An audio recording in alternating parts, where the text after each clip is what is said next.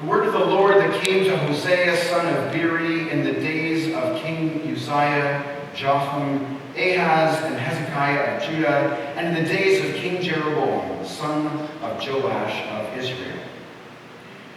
When the Lord first spoke through Hosea, the Lord said to Hosea, "Go take yourself a wife of whoredom and children of whoredom, for the land commits great whoredom by forsaking the..." Do you ever read something in the Bible that you don't want to have to read? Try it. When the Lord began to speak through Hosea, the Lord said to him, "Go take yourself an adulterous wife and children of unfaithfulness, because the land is guilty of the vilest adultery in departing from the Lord. Find a whore and marry her." I give up. I don't want to read that. And what I really don't want to have to do is I don't want to have to read that and interpret it. Darn prophets. I think what we might have to do before we really get back into this is step back. And I mean step way back and have a little bit of a history lesson. Now, lots of this you guys will remember. Some of it you might not, but I'm going to do not even the 2,000-foot view. I'm going to do the 50,000-foot view that goes way, way back, because sometimes we need to see how what we're reading fits in the big picture when the little picture seems too harsh, too ugly. Seems like we don't want to have to hear God saying words like that. So, there are prophets. You know there are prophets. Some of you, I bet, can name some prophets. I'm not going to ask you to. We're not going to do that today. But what I am going to do is remind you that in the Bible, there are 15 prophets. There are 3 major prophets and 12 minor prophets. Not because one were bigger than the others. It's actually just because of how much they wrote. So the 3 major prophets, Isaiah, Ezekiel, and Jeremiah, wrote like this much. And then each of the 12 minor prophets had like little bits. It doesn't mean their stories are any smaller. It just means by volume. So Hosea is one of the minor prophets. And Hosea fits in a time frame when the Israelites had wandered astray. I mean, properly astray. And so for us to remember what it means to be astray for an Israelite, we need to remember sort of the arc of their story. And so you remember that for quite a lot of time, the Israelites were in Egypt. And that was not particularly good for them. Let's be clear, that was awful for them.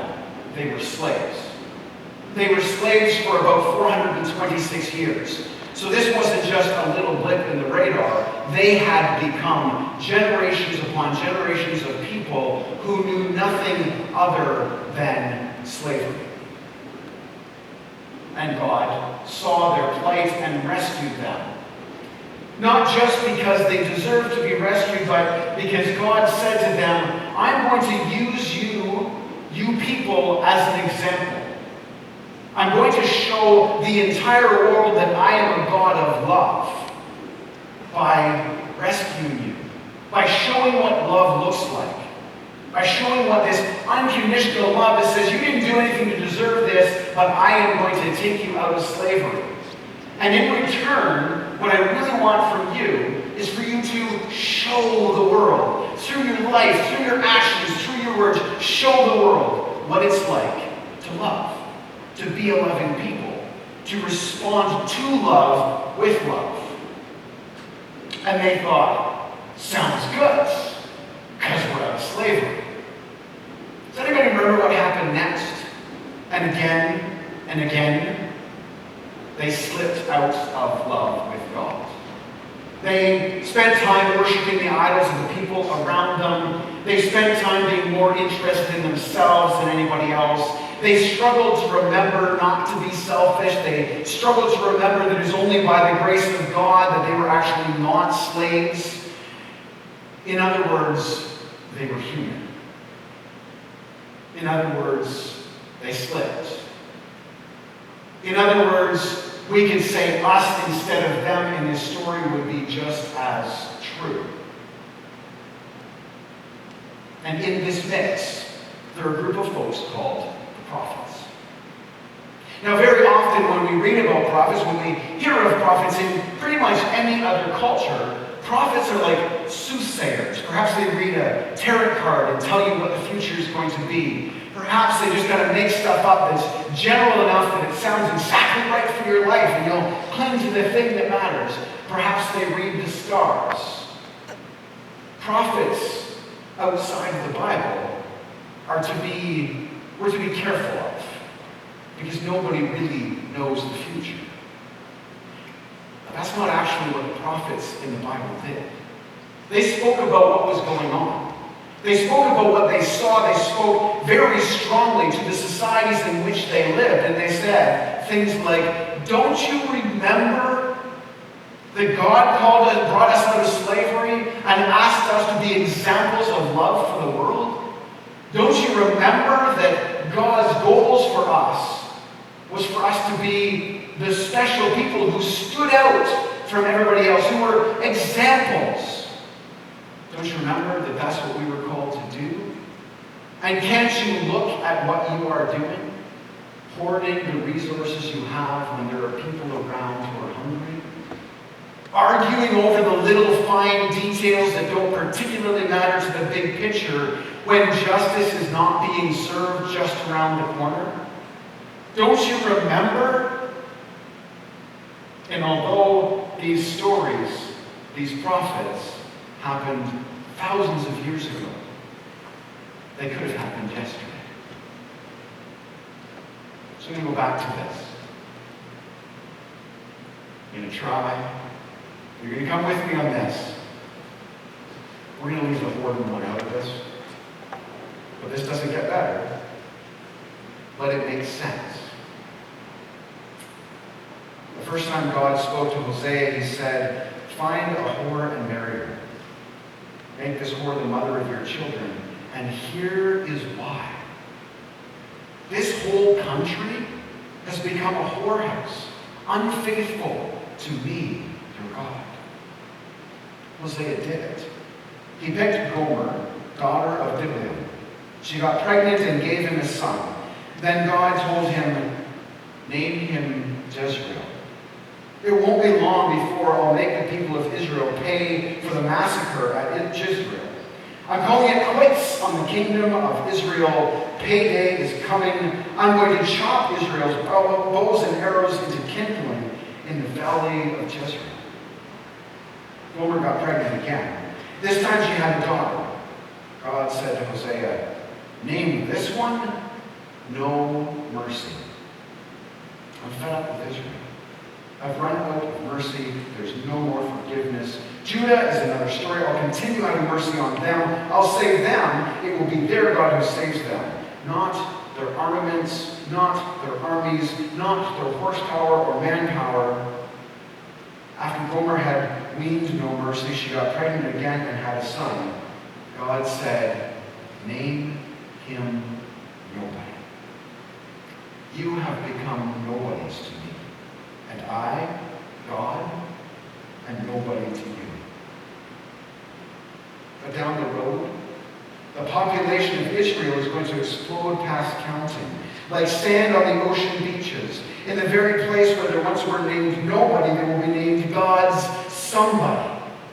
Everybody in Judah and everybody in Israel will be assembled as one people. They'll choose a single leader. There will be no stopping them. A great day in Jezreel. Then rename your brothers God's somebody. And rename your sisters all mercy. See, the poetry of the prophets, and in this case, Hosea, are meant to catch us off guard, are meant to be a shock. To call an entire country a whorehouse is meant to be upsetting and unsettling. Like every single decade of culture, there has been a song or a poem or a thing that called out the people and said, don't you get what you're doing? If you think back through your own younger days, there were anthems, there were stories, there were news articles, or there were people who stood in pulpits or on high places and called out entire countries, entire societies and said, you're missing the point. But unlike the way humans do, God will always show mercy. Unlike a human story of marriage and infidelity, unlike the story that is set up in this poem, God will take back his unfaithful brides. Whether that be Israel, whether that be us. God will always show mercy. For that is the love, the mercy that we are called to give. At no point in the expanse of time of humanity has God been confused about who we are. At no point has God said, whoa, I really thought they were going to stay. I really thought that this is the one time. Finally, people were going to stick with it. No, instead, God says, I know that you as humans will slip. There will be times that you don't make the right decisions. And thank God for that. I'm a great example of a person who makes poor decisions. Anybody here like to put their hand up on that one? I know, it's embarrassing, but we all are. And so that means that when we read stuff that really hurts to read, when we read things in the darn prophets that we would rather not hear, it's actually good news. Because for all of time, people have been, well, people. We have slipped. We have failed. We failed each other. We have failed our loved ones. We have failed people who we don't even know. And yet, in the midst of that, God will always say, but come back. But I'm here. My door is always open. I will always love you. It's interesting because if you read through the entire book of Hosea, I will admit to you, it takes some work. It's heavy slogging, but if you read through it, you can feel the broken heart of God. Because in one time he says, I will call you no mercy. I will call you nobody. You are nobody to me. And then the next verse he says, and yet I still love you. I wonder if anybody here, even in all of our humanness, has ever had a relationship where sometimes all you can do is be mad. And yet, you love them. It was entirely accidental that Sarah asked the question, is it okay, are you allowed to, are you supposed to love people who you can't like? Yeah. Because God is the model of that.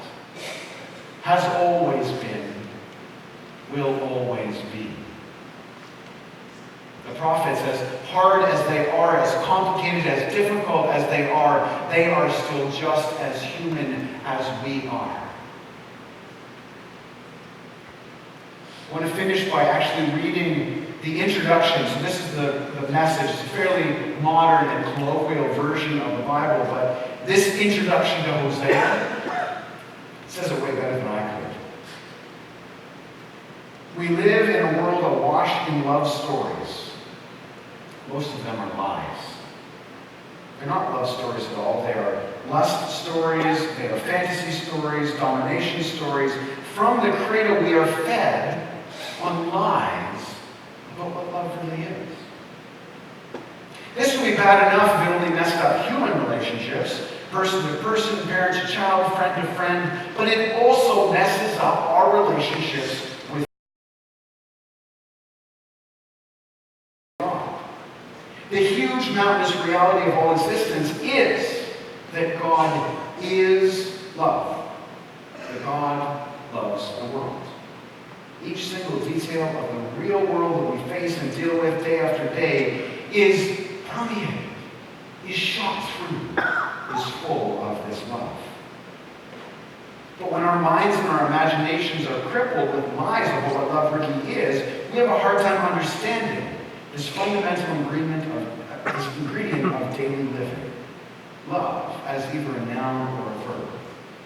And if the basic orienting phrase, God is love, is plastered over with the cultural graffiti that obscure and deface the truth of the way the world is, we're not going to get very far in living love. We require true stories of love if we are to live truly. So Hosea, in all of the human messiness, in words like whoredom that I'd really rather not read from the pulpits, Hosea is a messy story about the reality of love. That love, God's love, the real love, is eternal, is unconditional, always has been, always will be.